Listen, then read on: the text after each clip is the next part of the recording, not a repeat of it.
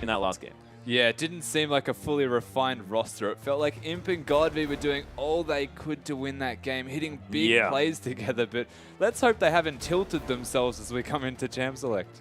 Yeah, definitely. As Snake now with the first pick, opting to ban away the Alistair this time around.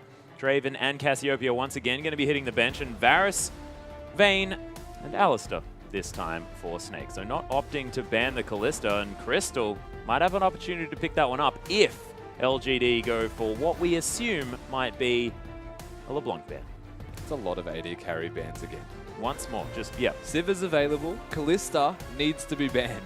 There's a lot of AD carries that are top tier that they're just not banning. They should probably ban Kalista. They got to keep the percentage of a 92% ban rate of Kalista at least active. Yeah, they got to keep it moving up. But instead, they're going to ban away Azir. So someone gets Kalista, but LGD, Godby might be picking up the LeBlanc here. It'd make a lot of sense to me because him getting that champion again is just terrifying. Yeah, definitely. There's a lot of possibilities, and you onto LeBlanc is a big factor as to why it went so well for them. And I guess the Thresh priority is a very interesting one to talk about here. Ella is an amazing Thresh player, but the Thresh being prioritized over, say, a Nautilus again, which is what we're used to seeing, and I'm glad they switched to the Fizz, but why not go, for example, the Gragas Fizz as your first pick? But Thresh Kalista is so huge. Yeah, that's true. That could be the thing that they're looking at here. But TBQ in the last second going to head back to the Rek'Sai. Of course, Beast, a brilliant Rek'Sai player, putting a lot of priority onto that one, but LGD sort of failing to pick up a lot of what could have been the massive power picks in this game. And, you know, if Beast and you decide to lock in LeBlanc Hecarim now, I mean, that could be a thing. Fizz LeBlanc, just pick up a very similar roster. Fizz. Definitely go Fizz LeBlanc would be my plan of attack, but then what would you want to take away from someone? They don't need to pick the Gragas because they've already got a jungle. That is true. And they've already got a support. So if you're looking to first pick, say, the LeBlanc, right? Yeah. You could afford to go that now. But if you pick LeBlanc, you've revealed your mid laner, and they could pick a champion that they're much more comfortable playing into it. That's true. I mean, they've got the Fizz taken away from Godby. That's big. Varus is banned. It kind of, from what we've seen from him so far anyway, limits him to the Orianna more. And they did pick LeBlanc into the Orianna last game. So the possibility was there to do that. Instead, they've decided to go for the Janna. And they've got the Fizz, which the Fizz is no surprise. Yeah, Godby actually, I guess, I mean, they want him to show his hand, I assume, so that the sort of LeBlanc-Kassadin matchup isn't going to happen. And LGD, of course, Godby, a fantastic Kassadin player. He has locked in the Lulu, a flex pick, of course, so can head towards the top lane. Akon could play that if they wanted to, but look, I assume it's probably going to be the mid lane, and you're not sure whether he's going to be picking a Zed. But look, could happen. It could happen. I don't find it too likely that it will happen. A real possibility, Zed's not that bad into Lulu, but it's very hard to kill. Yep. And this wouldn't be a surprise whatsoever. So besides that, they've got the jungler, and not a surprise. There's so many non-surprises right now in this drafting phase. It's almost like Snake, who won their last game, have just upgraded. Yeah, instead of being forced onto the Sejuani, they can have sort of the all-round power of the Gragas. But in the end, Yu's decided to pick up the Twisted Fate. So wanting to roam around and get some kills very early on in this game. So snowballing out of control when the Juggermore potential... No, it's not a Juggermore. It's just a Lulu and a Kog'Maw. Yeah, I always just decide to say Juggermore when it's completely inappropriate. But the top laner now for LGD, they can go straight back to the Hecarim if they want. But it looks like it might be a top Lulu. Yeah. The consideration of the Lulu pick third is that we don't know what lane it's going into besides not a support because Thresh was the first pick. So it could be the Kassadin mid and it could be the Lulu top lane. I was even considering at one stage it was going to be the Kog'Maw mid and they picked an AD last, but they've decided on the Kassadin. Yeah, so Kassadin going to head into that mid lane. Godby going to take that champion up against the Twisted Fate. Not entirely sure how that matchup necessarily works, but Acorn on the Lulu into the Fizz. And look, I'm not even sure about how that one goes either. When it comes to the top lane matchup, Lulu has a lot of base damage, but it's not really comparable to that of a tank Fizz. It's just going to be very hard for the Fizz to actually get onto Lulu and secure any kills. The wild growth, the shields, everything that Lulu can do will essentially negate any 1v1 assassin possibilities of the Fizz, unless the fish hits and you outplay the Lulu completely, which, I mean, Fizz is a skill matchup, it's possible. But against the Lulu, it's pretty hard to do. Yeah, and Lulu just so much staying power in that top lane as well. You're just more than happy just to stick around as well. Yep, just clear those waves and hang out. And of course, Lulu neutralizes a whole lot of those waves. But what does Flandre build here? Because there's a whole lot of magic damage that he now has to contend with coming through from LGD. Well, I wouldn't suggest the Trinity Force first item because... I'd always suggest the Trinity Force first item. Trying to 1v1 the Lulu again, it's hard to do. Lulu's very good at the wave control and will keep you stuck under your turret, so you can probably afford to go for, if you're going for the Smite Fizz, get the Cinderhulk and then maybe just have the Phage with it because you always want the Phage. Work towards some magic resistance, perhaps. It's entirely up to him as to what he wants to do and what the team is going to do with him. If he's going to continue to split push, he can go for the Trinity Force if he wants. Lulu is more relevant in team fights. Well, we'll see if that's what they are going to do, but let's hop onto the Rift.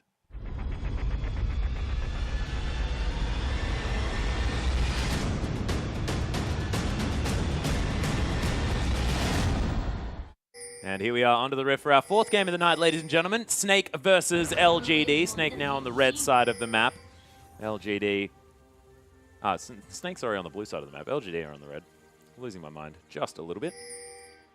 And Crystal now poking his head out a little bit further than otherwise, but 5 members on the bottom side. They're looking to try and get something going on. Can you see the little red line? No, you can't see the tether. Oh, Imp's actually... Whoa, that's actually the ghost pop. The flash into the gold card. There's the flash Howling Gale as well. Yeah, a lantern exists, guys. That is... how many summoner spells? 4 summoner spells from Snake to get a lantern to be skilled first from PYL. All of that effort, and they got a flash from Imp and a lantern from PYL. I mean, is it worth it? Depends if they kill Kog'Maw in lane from here on. It's possible that they could. They've got an Ignite on Ella, and that signifies that they kind of want to be aggressive somewhat. And, I mean, now that there's no flash, it's entirely possible. But I'm still questioning the worth of that. Yeah. Okay, so pause is up. Snake probably going back to the drawing board now. Like, okay, now that we've used absolutely everything, what do we do? Not use all of our summoners at level 1 on something that will Well, you can't do that now. That's already happened. So it's now damage control. Yeah. They can see whether they actually can pick anything up. Of course, Kog'Maw probably just goes back to base. Going to be absolutely fine. We are, of course, going to be over, ladies and gentlemen, but seems like some topsy-turvy video games going to ensue from this point. They have the Kog'Maw top now, though. Not having the flashes maybe scared him. It might have shook him up a bit. Might signify that he was worried about dying in a 2v2. Kalista has a lot of early pressure with the Janna shields in a 1v1 situation unless the hook hits. So they put Kog'Maw in solo experience. And again, everyone's loving these experience-based scaling AD carries that can rely on getting free farm in a 1v2 situation. Yeah, so lane swap achieved again by LGD. Of course, dodging the Callisto, who can do a fair bit of work early on. But Crystal's Callisto, this is what's been banned away from him all of the time. We'll see why here. See whether he can hard carry this game on what is his signature champion. Often able to get all sorts of things done that probably shouldn't be able to. Did not even hesitate to instant lock it first as well. No. It's his most played by far. And with a ban rate of 92% again, why is it not surprising that he's going to be really good at it? But we'll see what he can do. He's up against the Kog'Maw, so hyper carry-wise, Kog'Maw does a very good job. But I guess mobility is the key factor in the difference between the teams. And you're up against the Twisted Fate here. Is a no-mobility Kog'Maw. Yeah. Godby doing very well in this lane, of course. Does have the Doran's Ring, so going to have a little bit more health than you, but you with the sustain of the Flask going to be more than fine. But of course, Godby just an excellent laner in general. As Beast able to lock that one down. Flandre actually with the Smite is going to secure that one for himself. Good teamwork. Yeah, you cheating towards the bottom side. I like this. Knows that the top laner and jungler are towards that area. So he's probably going to be safe. But TBQ actually heading towards the Snake members. Sprayseeker is going to find both of them. But getting some vision down now, and POL not able to find anything there with his throw. And now the 2v1 has started to take shape of where everybody wants to focus their attention. You can see that all of the members of Snake, besides the Twisted Fate, of course the mid laners don't do anything involved in the 2v1, are just farming mid, and the rest are bottom. They're all putting all their pressure bottom, whereas LGD have a Kog'Maw who now has PYL there soloing the top lane with no one to contest him, freely last hitting. Yeah, but it does mean that they're going to lose another very early dragon. So potentially Snake going for yet again that super dragon-focused playstyle. Head to that 5th dragon, which they managed to get last time around. Is secured now by Beast at 4.5 minutes into the game, and LGD instead going to steal away the Wolves. Yeah, it's not that bad. It is only the first dragon, and it's the natural rotation to take when the AD carry is not present in the bottom lane. The side that usually swaps their AD carry to top is the side that loses the first dragon. The important question is, will they be able to stop the next dragons from going down? Or will we see a repeat of the last game where 5 go down very quickly? Well, Godby now with a 6 CS advantage as Twisted Fate going to head back to base as well. Might be able to grab a couple of Doran's rings, something like that, really augment his power here in the lane. Doran's ring and the Amplifying Tome actually the option that he's going to decide to take. Elder now supporting Flandre here as he enters the lane in the top side. They need to try and break this freeze if they can. Kassadin is going to be free farmed. You mentioned that he's doing well in lane, but the second TF starts roaming, he's already starting to have a bit of trouble. 12 CS at 5 minutes is an exceptional amount. That's 2 whole waves that he has in fact missed. So if you look at the difference between the mid laners, TF is already sacrificing his lane to focus more on using the ultimate to have some relevance. And I mean, he's up against the Kog'Maw who's no mobility, so it's very easy to gank, but then you've got the Lantern to pretty much deny any possibility of that happening. We'll see what he wants to do once he hits 6, but I would suggest even utilizing the Kalista damage and going at the Lulu. Well, Kalista is on the bottom side of the map, able to get a bit of pressure onto Acorn there as they're just farming it out. You now with some free time in the mid, walks in the blue card, tries to get something done. Missing a whole bunch of farm, unfortunately, there as all of the creeps relatively similar health margins. Actually stunning up Godby here just a little bit. Stack deck now available, but doesn't get the auto attack. And then from PYL at levels 5 and 3 now. Imp really reeling in all of that experience, and it means that the 2 level 3s that they're now facing off against not going to be able to do too much, but thankfully the wave pushing in here for Snake, so they'll be able to get at least something. You copy some aggression from Godby. Level 6 finally hit. Destiny available for the Twisted Fate. He's going to have to use it eventually to find some relevance, because the longer he stays in this lane, the worse it's starting to get. You can see Rek'Sai with the sonar radar spotting him out, so you know he's just around the corner. Gragas is there as well though, so they might even clash right now in the jungle. Yeah, TBQ going to be taking down those Raptors. Beast with a fair bit of damage, of course. Gragas pretty powerful, but Beast secures his escape with a tunnel, and look at that. Jeepers. That's actually a blasting one, Kassadin. He knew he was ahead in lane, and he's pushing that back. Yeah, there's the flash forward as well. Couple of turret shots, but Godby not going to mind about it. And that's going to be first blood going down in a 1v1 in the mid lane. And if ever there was a bad situation to be in, it would be this Twisted Fate right now. Yu is on struggle street against Godby, and Godby is also a Kassadin. Yeah. That's bad. And Yu needs to now put on his best Pawn impression. Of course, Pawn playing the Twisted Fate into a horrible matchup against LGD as well, but still managing to get the Destinies in the right places and win the game in the end. So that's what Yu has to do. But look, this team is not EDG Yu. It's just not the same. He does have the aggressive crystal, and he's got Beast on Gragas, so it's possible to... He's got the team to enable that for him, facilitate the roams that he wants to make, and well, has to make, really. But will he be able to do that coming in the next 2 to 5 minutes to have some money, or will he continue to essentially get wrecked in this 1v1? Yeah. Well, Godby did take a stun. Flandre is going to go aggressive on him. There's the Ignite. Oh, another one. But Destiny's in. Yu just destroys him. A Cathian surprise. No surprises here, as Yu's not too worried about that one at all. And Godby continues clearing out the mid lane. He's still very far ahead in farm, but you can't really rotate as quickly as a Twisted Fate with his ult. No, not just yet. You probably look towards the level 11 Kassadin, perhaps when he starts to be able to roam a lot better. Has the mobility behind the ultimate, and I mean, he's going to be able to get the blue buff now, so if ever there was a chance for him to either cement a lead in lane or start to rotate with his jungler, it would be now. But everyone's just starting to recall because there's no Twisted Fate ults available. Yeah, and Snake actually, creating themselves 200 gold advantage. You would have thought passively with the fact that this mid lane is going so far in favor of LGD that perhaps they'd be the ones getting a bit of extra fruits for their labor, but not going to be the case this time around. Crystal on 80 CS to the 75 of Imp as well, who has fallen down, now picked himself up a Sheen and the makings of that Phage. As Crystal and Ella moving away from PYL Imp here in the bottom lane. So the 2v2, a lot of respect from the Snake members.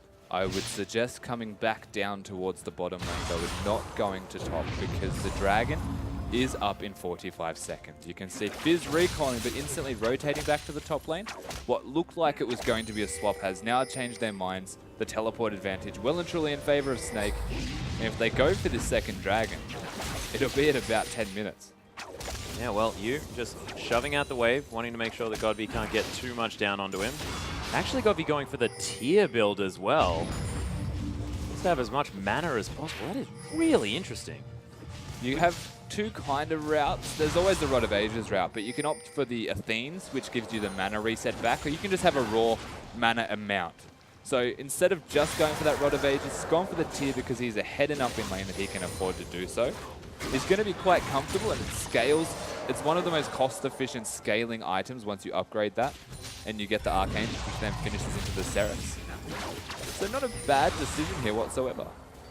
Well, you might need to be a little bit more careful now as well, as there's a TBQ waiting in the wings, but it's going to be Godby just clearing out the mid lane, killing the minions, and then moving on. So 21 CS the lead now. So Yu has at least equalized it, made sure that it's not extending that advantage. So many pink wards for Snake.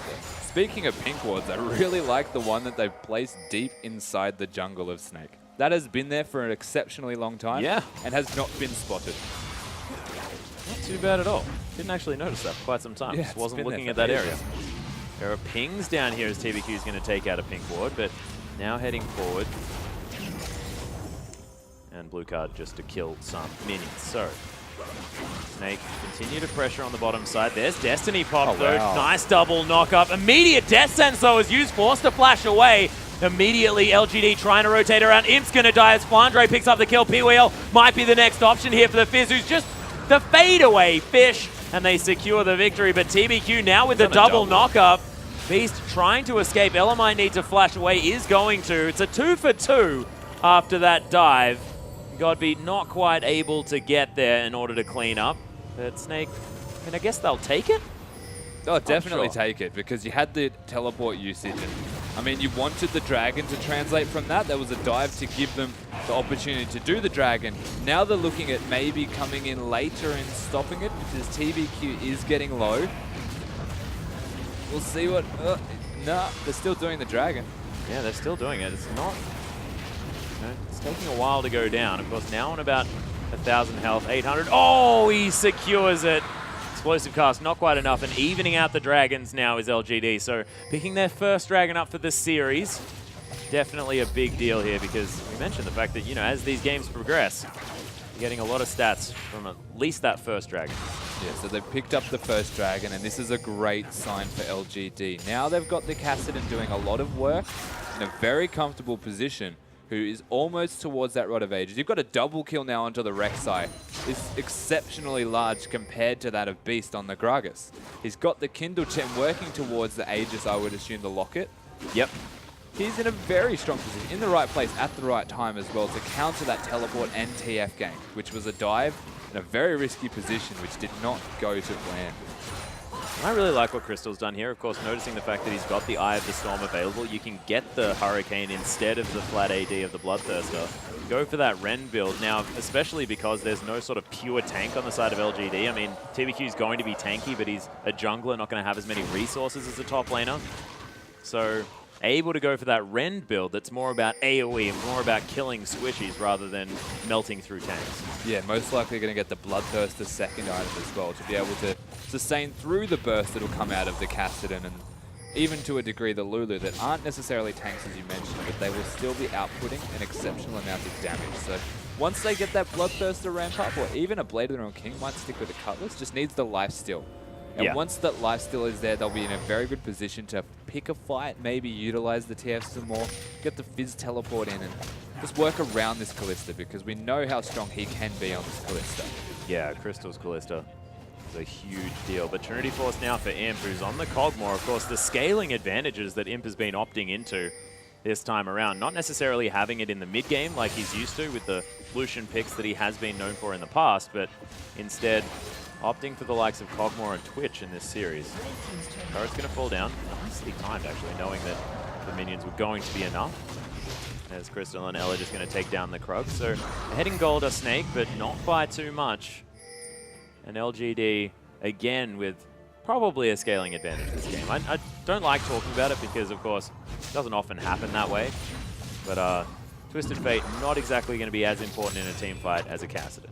Twisted Fate is kind of underrated in how well he does scale into the later stages, though. Once you start to get to the 3 to 4 item stage, and you can work towards a Lich Bane as well, if you can afford that as Fish, wow. Oh, wow, what? That should have landed. There's the explosive cast, though, able to Urchin Strike over the top, slowed down by the Playful Trickster, and not going to be enough here with the Wild Growth, and Flandre just locks down the kill. Actually, it's going to be Beast, but that was a red buff. Pretty cheap. Either way, they still pick up the kill after what was a very unlucky Fish not hitting there, and it did stop directly on top, but the hitbox not in the middle. So they do get the kill. Lulu going down, has the teleport up, and that was a great gank from Gragas to get in there. Beast giving his team some momentum in the top lane, and putting that momentum onto Flandre is a big positive for them. Yeah, Akon has completed that Athene's on Holy Grail. Was just happily farming, hadn't really seen too much from him at all, but has now been destroyed by the jungle pressure of Beast. Beast is a fantastic Gragas too, one of his sort of favorites as we move towards the Cinderhulk meta. LGD now pressuring this bottom lane, utilizing Imp's power spike with this Trinity Force just to get some extra auto attack damage down on this turret. The Sheen Proc fantastic for that. Living Artillery as well. Look at that clean up the minions. Nicely done. So calculated. Oh yeah, lovely stuff. Now I'm just going to stop for a moment, but it is going to be the Destiny popped in the bottom lane. Yu does get the stun in completely out of mana as Yu's going to flash out of the way. Ella, Fate's call. There's the knock up as Imp headed back towards Yu. You were a bit worried about it as Crystal's going to lock down the kill. Now trying to martially poise his way around the team fighter. Kathy in surprise gets him very, very low. Godv now in towards the fight. Gets belly slammed as Ella's trying to get in there, but the Riftwalk going to secure the kill for Godv. Akon going to fall down as Crystal locks himself another one. That's a kill for the Fizz as well, but Godv super low, trying to clean up. Playful Trickster again stolen away. Beast locks it down, but 4 dead. PYL the only man standing. Beast is very good at unintentionally taking those kills away from his team, but Crystal kiting around for so long in that fight, had the Vamp Scepter, the lifesteal we were discussing earlier, and managed to stay alive with about 300 health at the most, ended the fight with completely full health. That was an exceptionally well-timed team fight. They caught Imp out of position. He stayed for an extra wave just to get the last hits down for all the gold possible. Puts him in a great position here, this TF now, to be able to continue to impact at max CDR as well, I believe. Yeah, and with a distortion enchantment on those boots as well. So going to have that Ghost and Flash as available as possible. And yeah, you're right, 40% CDR, so locking in wild cards and gold cards and all that sort of stuff, all the good stuff. Speaking of items, we do have the Phage and the Cinderhulk completed here from Flandre, so we'll see what he wants to go after the Phage, if he wants to opt towards the Trinity Force or go for some early magic resistance with perhaps a Spectre's Cowl before going any further. But it's entirely up to him. He's against the Kassadin Lulu, and even Cogmore to a degree does magic damage. So you could opt towards early MR and just start to accelerate your team fighting capabilities, which would be the ultimate goal if he went for that. Yeah, I very much like building magic resist here. I'd personally opt for a Wit's End, but I'm an idiot, so it's probably not what he's going to The pick up. concept is there, just not the practice. Yeah, it's just not a great item at the moment. I just really like it. But it does shred magic resist and provide attack speed, because it is relevant. The Black Cleaver of magic resistance you use items. everything that it provides for you.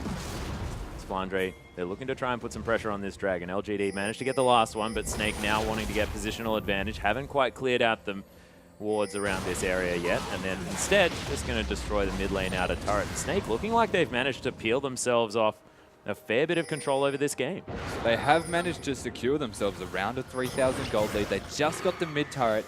They've already gotten the bottom turret and even kills in the top lane from clever rotations from Beast and clever timings with the Fizz teleport and the TF ultimate usually being used at the exact same time. It's very, very clever of them to work around the mobility, and Godv can't rotate as quickly. Getting there late for the most part in all of these fights is 3-1 now, though. Did find a double kill in that last fight. If it continues to happen with this trend of a prolonged fight, if they don't take LGD down quickly enough and the Kassadins can get there, he's level 11 now, people will start to fall.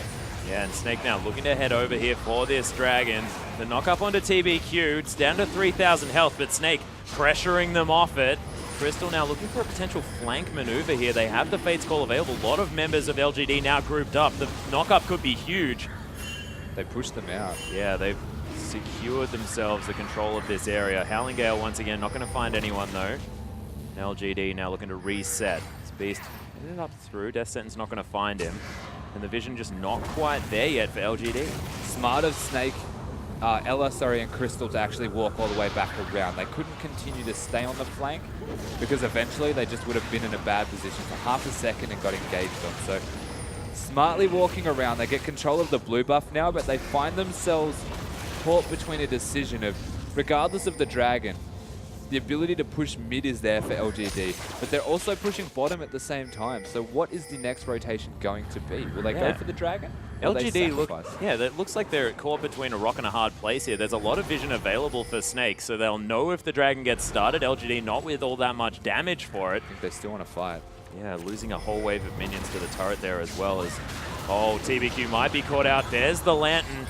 He's on cooldown now. Is Crystal actually taking a fair bit of damage here? The Fish going to do a lot of work, though, as the Kassadin gets knocked back into the team. There's the Wild Growth onto him, but he gets rendered to death. Pierce coming through as well, as LGD going to have to run out of there. Nice stun from you, who's just skirting the outskirts of the fight. A slow from that, and look at this Kalista just smashing through the team fight. The wild cards. Flandre finally nets himself a kill, and that's the ace for Snake. Clean work, and they'll go to the Baron. They're going to go for this Baron, and this is why you do not give Crystal Kalista. 5, 1, and 6, working towards that Bloodthirster. He can just skirt around the outside of that fight. Didn't even need to have an impact for the first while, but knows when to go. You have to give a lot of credit to Beast, though, knocking Kassadin, towards his entire team with that explosive cast, enabling them to get that Baron in the end. And maybe not... They won't get the Dragon, but they do win a convincing team fight with every member going down, followed by the Baron. They're in complete control. Yeah, and actually a lot of members of the team actually speeding up now out of the base, able to get towards this Dragon and try and get that one for themselves as well. The Distortion enchantment on Yu's boots has meant that his Flash is back available once more, so we can have Flash Gold cards for the next fight if we see fit. But Snake now with the Baron, able to take down the Dragon if they want. There's the teleport, actually. And the Destiny as well. The Lantern's down, and double knock up from Ella. And look at the LGD members melt. And man, that bottom lane died so easily, and it's just looking really textbook here for Snake. And this is the problem with the no mobility imp that we have been discussing, being Hogmore. Ever since level 1 in this game, it felt like if you were Twisted Fate and you were going to pick a lane to go to, you utilize the fact that the only one who has some kind of mobility is a Lantern. But if they're together at any stage, we've seen the teleport and the Twisted Fate ultimate come through at the same time and catch them completely out of position. Even if it goes somewhat badly for Snake and they get a double kill for Godv as an example, they still get the kill onto Imp and PYL. And it's starting to really hinder the performance of this LGD lineup. Yep, and they are going to get the Dragon as well as the inner turret in the bottom lane. They may lose the inner in the top as there's a massive minion wave dying there as well. Beast going to clear out some tunnels. There's Ella just hanging around with Crystal. They want to get something down. Oh, PYL and Imp just respawned, and PYL dead once more. Crystal now trying to turn onto Imp. Look at the damage for this Kalista. He's diving the turret. Fate's calling to Ella. He's burning down as they have to be careful. There's the Mikhails. Waits to the last second and rendered to death. Baited and outsmarted there onto TBQ, man. Beautiful play, and this is why you don't give Crystal Kalista. This is just cruelty right now. They wait for them to respawn and catch them in rotation. PYL trying to put some wards down. It's starting to have a massive impact on not just the bottom lane, where Crystal is phenomenally big. He doesn't even care that a turret's there. The turret didn't even notice it just there. I think he got rid of the Bloodthirster overshield maybe, and that's it. They get another turret in the top lane. They did pick up the mid inner turret. This side is getting bigger and bigger. We're at 11,000 gold lead at 24 minutes. Yeah, it's pretty ridiculous. And it's now just the surgical removal of the objectives as well. As we have a look at this gold lead, and 3,000 gold in the top lane approximately. Look, Beast is sitting on 2.1k. 3-0 and 10 for this Gragas. Has just went and spent his gold. Almost 2,000 gold ahead.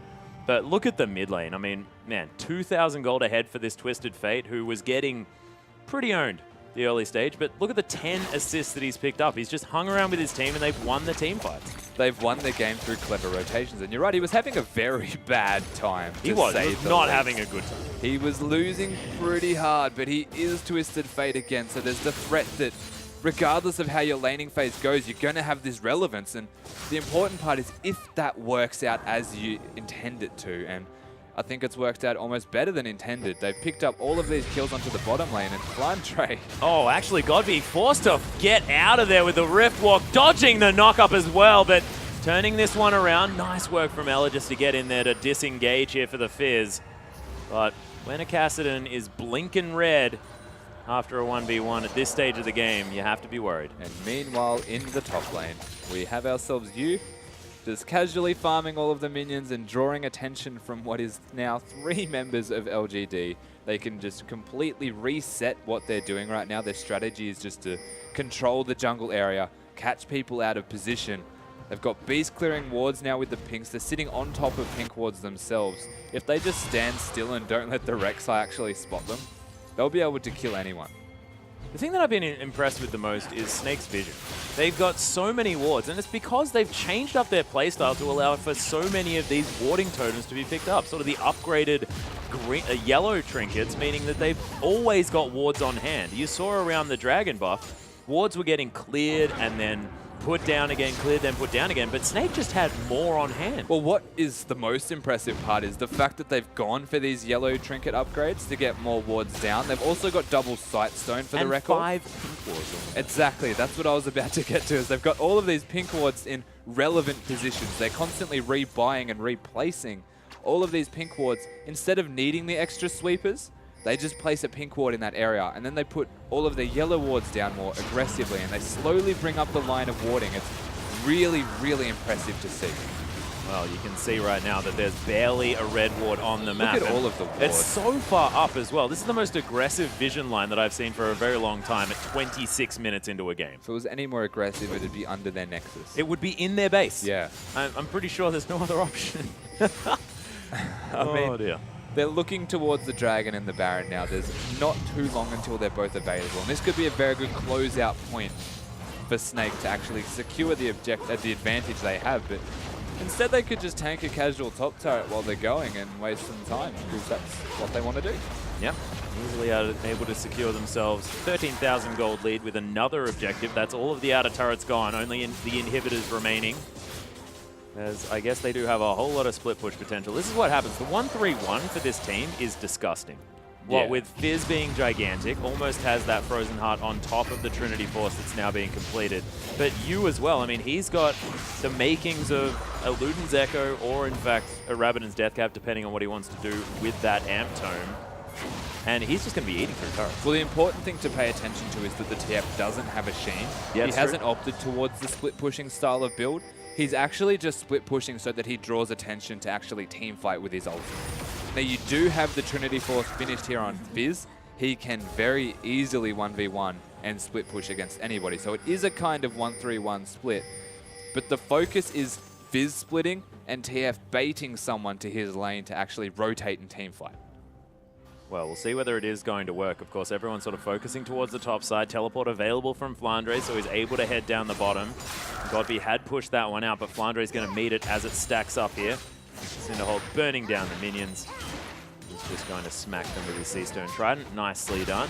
Godby does have that Zhonya's Hourglass completed. There are some items being built by LGD that might be able to help them here. Blade of the Ruin King for Imp is another option. 2-item spike onto Cogmore, but 2 items at 28 minutes, man. Getting a bit worrying here. Sentinel going to spot off a couple of members of LGD as TBQ is searching for someone. Godby may have found something here as Beast He's going to find himself uncomfortable. He's going to get melted pretty quickly, but he's pretty tanky as well. Flandre actually baiting them around, and look at Crystal. The Ren set's possible here. Double kill immediately, able to jump almost over that wall.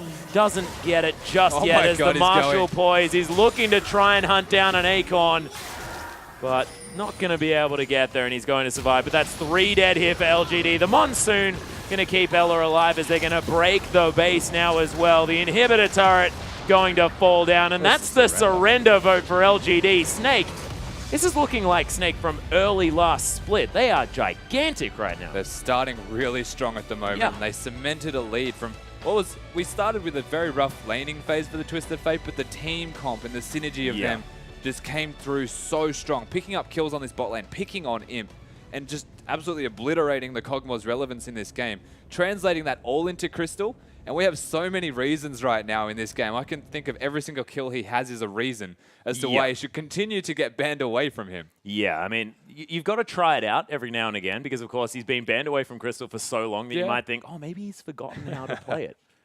But not quite how it works. But, ladies and gentlemen, we do have a slight replay. Let's have a look at this one to bring us out.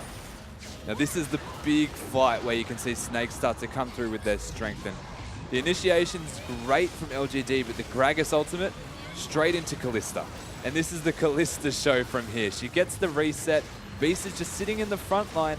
They get one stun down, and I believe this is promptly followed by the triple. The aggression in the positioning that Kalista actually puts down is unbelievable. And that's just the perfect example of why you can't really fight that Snake lineup, because they rotate on you too quickly. Yeah, and I mean, that was when the game was relatively even as well. It was just that one team fight straight into the Baron, and Snake, they know how to snowball a game. They know how to get the team fights in the right positions, and as soon as they do, they get the Baron. They grab turrets. They pick up whatever they can, the easiest objective, and they just seem to know where they can do the most damage to the enemy team after they get any sort of advantage like that, and it's wonderful to see. And it's great to see that a Snake team that we saw faltering just a little bit over the last couple of weeks are really pulling it together again. They started to feel like, I guess with PYL coming back, it helps a lot with teams' decision-making, and they feel like a much more well-rounded and just calm, methodical team. Yeah. They seemed like they were just very, very calculated, and nothing was too hard for them to do. And every decision resulted in something, as you said. Yeah, and it was great to see, of course, as well, Flandre on it. One of his favorites, the top Fizz, back again. Of course, Cinderhulk now making him even more relevant. Flandre probably didn't need that to get him to play that one more time. So really great to see that as well. But ladies and gentlemen, M3 versus OMG are going to be after this